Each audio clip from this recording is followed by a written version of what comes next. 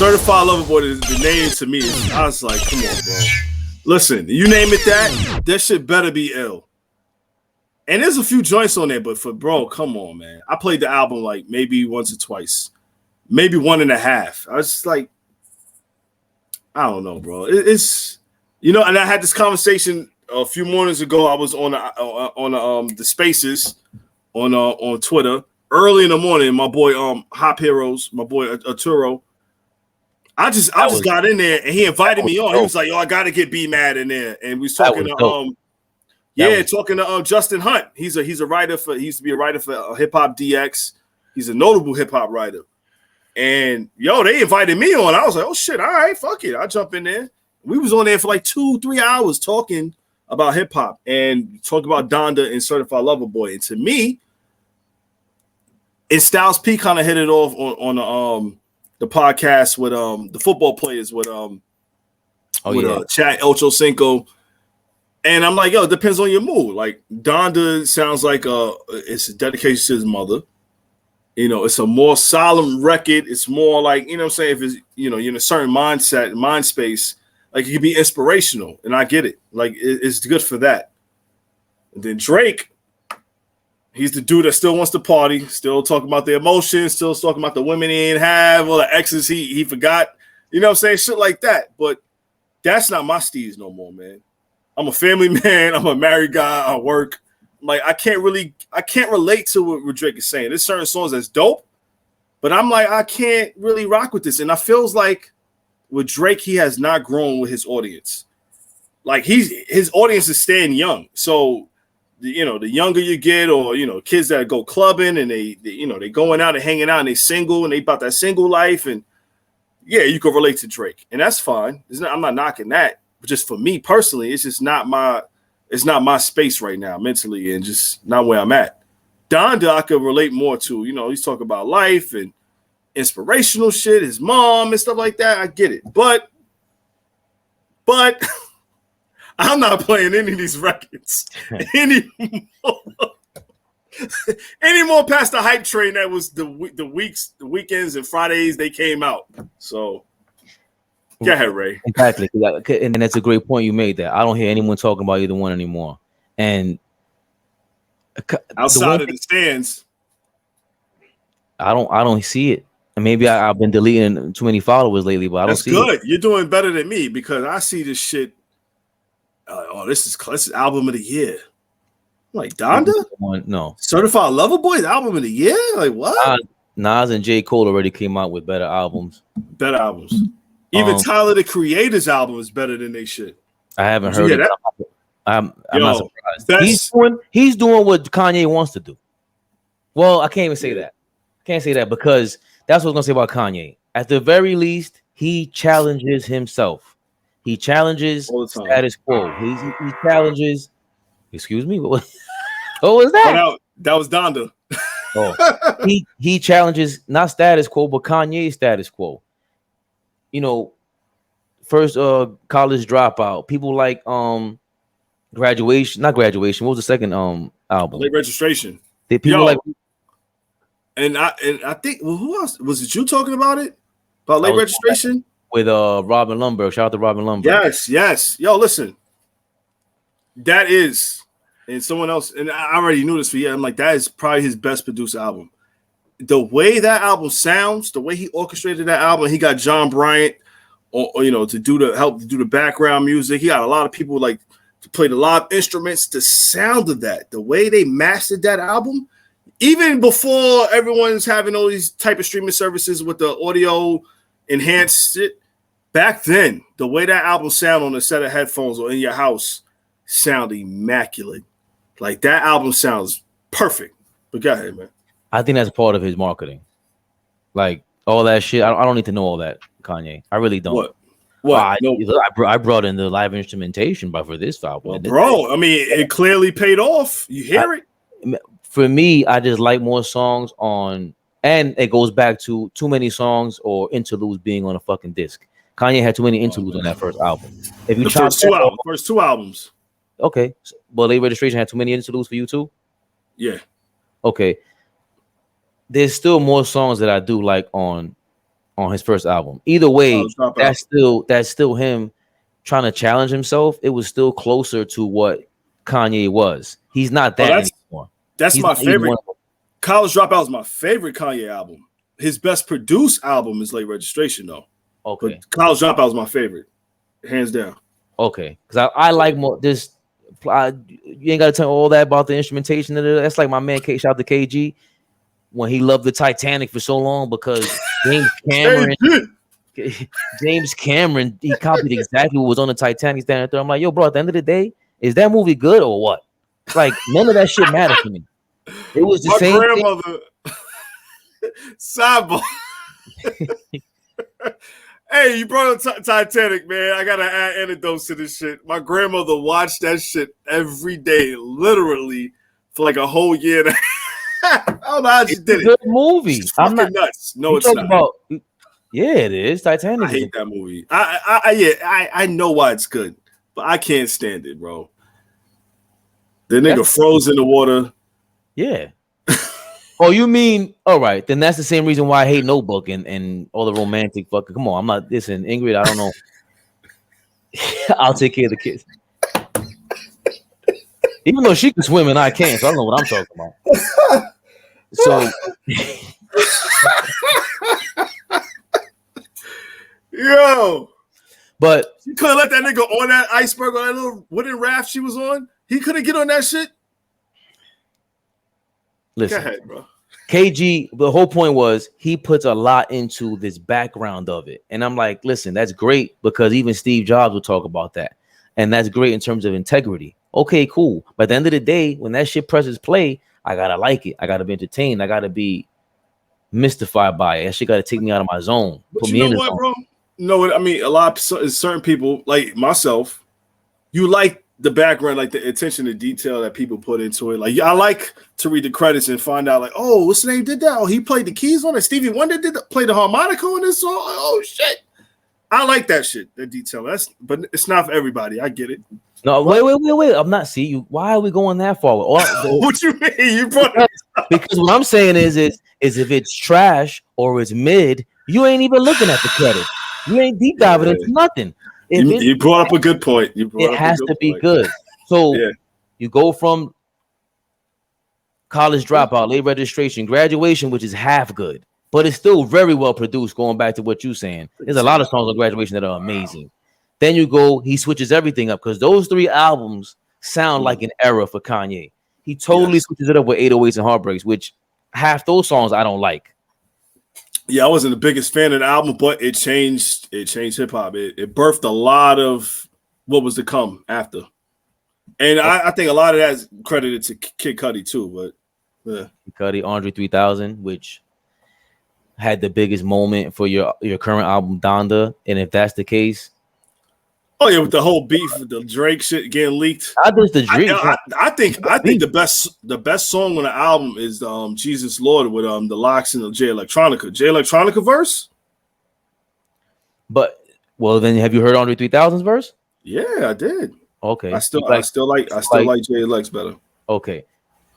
It still stole the show. It probably had to do with the fact that it was more salacious, but it shouldn't have been the bigger moment of your album. Your album should have had way more of those moments with Andre 3000 and Jay Electronica and whatever. Yeah. And at the end of the day, he does challenge himself. That's my thing with Kanye for the last 2 albums. Always. So after 808s, which was I wasn't really fucking with you like that. Went back. I still like only half the album.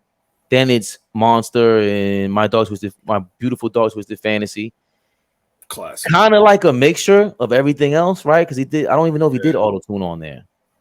Nah, I think he got away from it on the album. I mean, I could be wrong, but I don't recall him doing any auto tune on My Dark Twisted Fantasy. Okay, but he is rapping more, and it is more an ode to the first 3 albums. Yes, absolutely. Is it better than the first? Because people have that as his best album. Listen, that's a classic album. I don't have it better. It's a better produced album than the first the College Dropout. Like Registration is a better produced album than College Dropout. I enjoy more. College Dropout is my favorite. It's your favorite as well.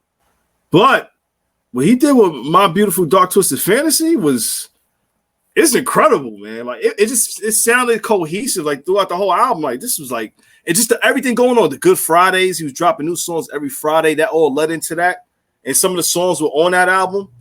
Like Kanye was on a run. Like he was in a good space. I don't know what the fuck he was doing, but he was in a good space at that time. After the whole Taylor Swift shit. I don't think he was in a good space. Well, I mean, far as musically, what he did with that album, with the music, bro, the Good Fridays, that whole marketing, dropping that every Friday, that was ill, bro. Like what? Oh, people were looking forward every Friday. You know, Kanye about to drop something, and boom, every Friday he was living up to that hype, hitting us with shit. Okay, so regardless if you have that as his best album or not, we gotta say that's the peak of Kanye. Because even watch that is the peak. That's the peak. That is the last of us seeing his greatness to me. Because I did not like The Life of Pablo. I didn't like Yeezus. I didn't like whatever the other fucking gospel shit was. Jesus. Yeah, whatever that shit was. The shit he had. I See Ghosts with Kid Cudi. Whatever. I'm like, yo, and you got all these kids and all these Kanye fans. Oh, The Life of Pablo's his best album. It's a classic. Get the fuck out of here. It ain't no classic. I really like The Life of Pablo. I don't like that shit, bro. I understand. But My Beautiful Dark Twisted Fantasy, I forgot about Good Fridays. That combination that was crazy. Bro. That was his peak. Because even Watch the Throne, I don't think it's mostly good. Can't say that it's whack. Nobody will ever say it's whack. It's not a classic to me. It's not a classic. I used to say that, but it's not. It's a great album though, and I think, and I told you this, Kanye spearheaded that. He did a better job than Jay on the album to me, easily. Yeah. So, but that was still the part of his decline. So everything else, even Yeezus, I liked Yeezus, but I always said this is really lazy. He's really lazy right now. Like he just, even the album, you could tell with the album cover. What was that? You just frisbeed that shit into it's a CD. Yeah.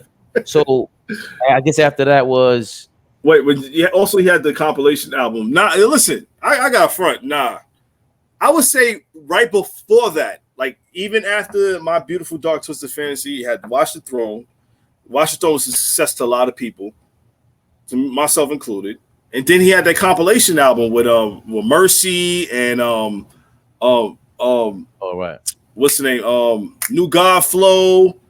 Oh, that shit was hard. I mean, the compilation when it came out could have been better, but them songs, even the Click, the song with Big Sean and Jay, like those are big records. After that, when Yeezus comes out, that's when I was like, yo, what the fuck is going on? Yeah.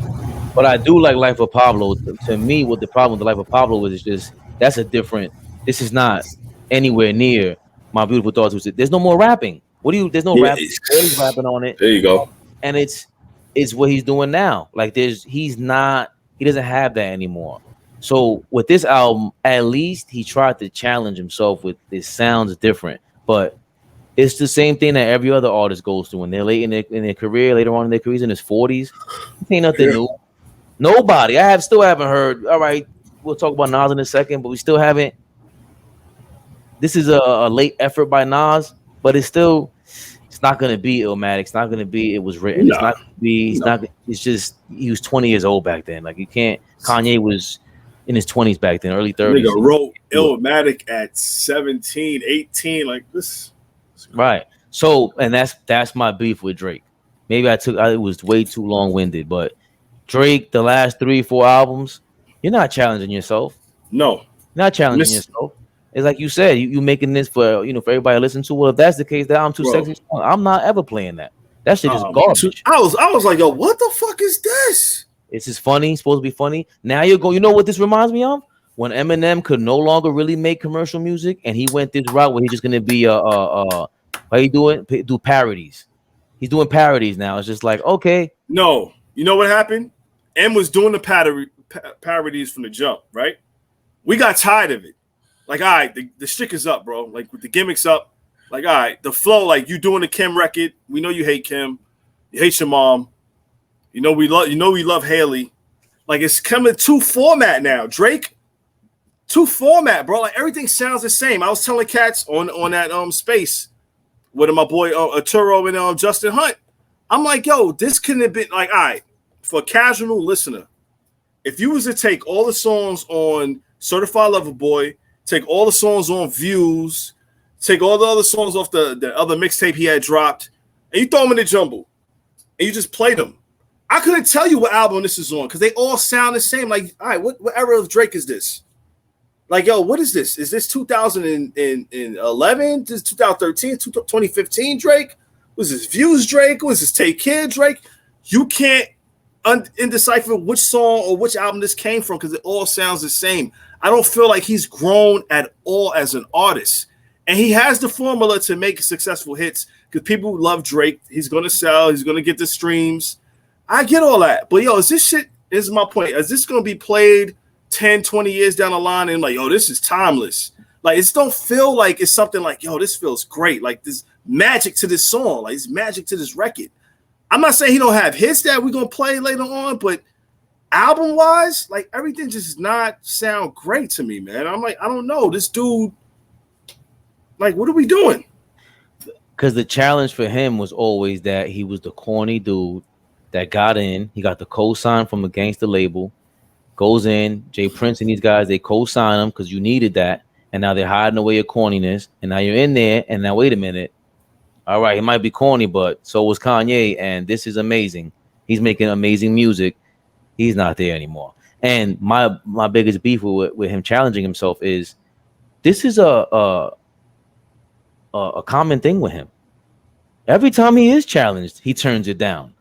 This whole him thing back and forth with him and Kendrick, you should have been sparring with this dude in public. You shouldn't be sparring with Kanye because Kanye ain't got nothing for you, really. That's play. That's why you are touring with him because he can't beat you in a rhyme battle. He can't. But when Pusha challenged you, all of us, oh, yo, Jay Prince pulled the cord on me for whatever reason. Even when the thing happened with Meek Mill, for whatever reason with Pusha T, you pulled the cord on it. When you was talking slick to Jay-Z about the art talk, whatever, Jay-Z backsmacked them. Everyone forgets this. This wasn't light. I've been inoculated. Sorry, Mrs. Drizzy. Man, I know you love that freestyle. I've been inoculated from the snakes in the face and your corny hand. He's talking directly to you. Yep. Backsmacked you. Those problems, took care of Common. I never thought Common was a challenge for most people. I know people going back, try to, whatever. Kill is hilariously dragged Common recently. That shit had me dying. Like, the freestyles are cool, but please don't put out an album. I thought he was gonna wash Common, and he did.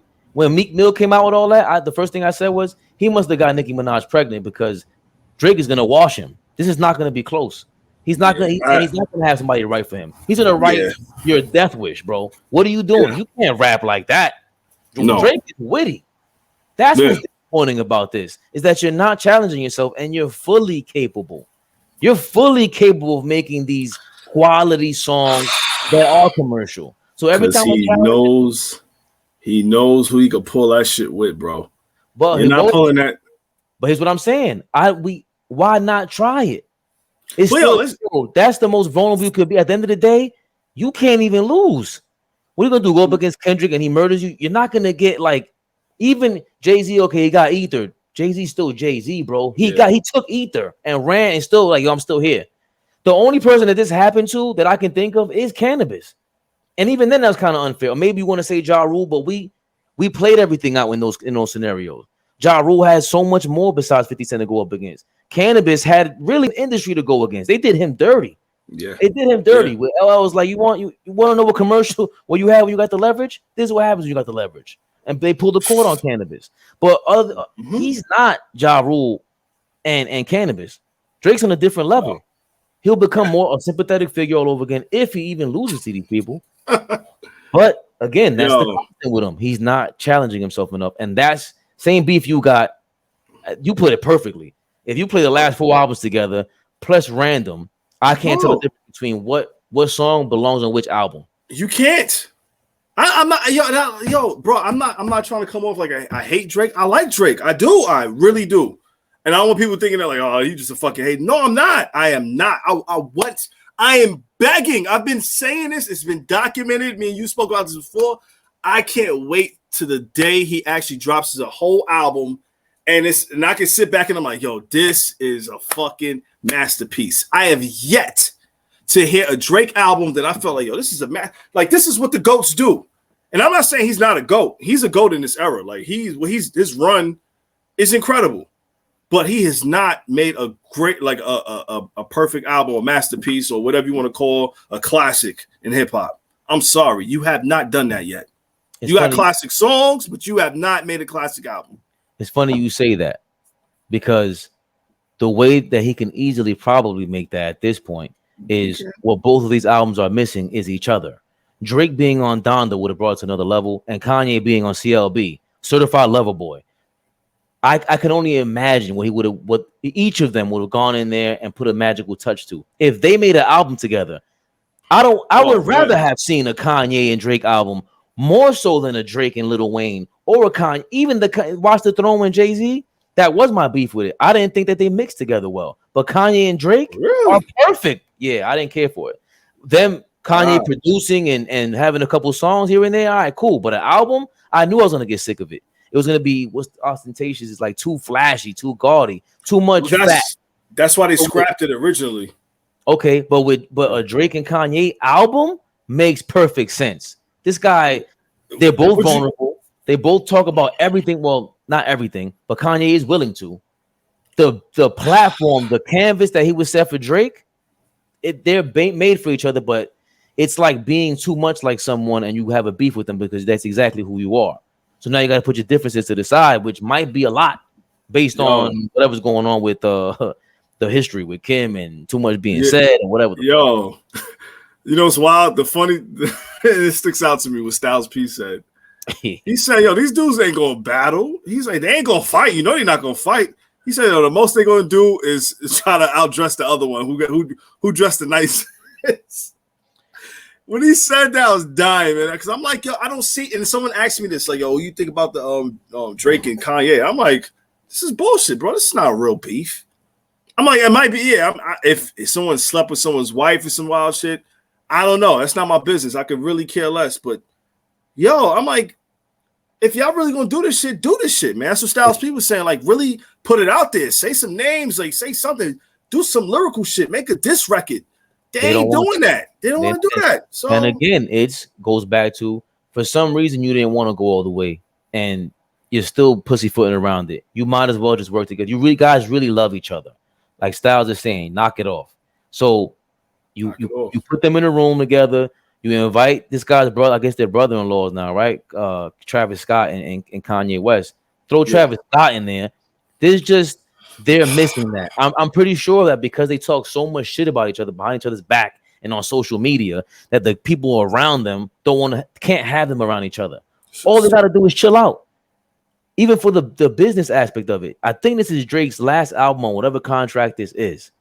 The best thing he can do for the next album to start off his new contract would be either you beef with Pusha T, Kanye, and Kendrick, or you make an album including Pusha T, Kanye, and Kendrick. That's exactly how you sell the next album. I don't see any of that shit happening, but that's just me. I don't see it.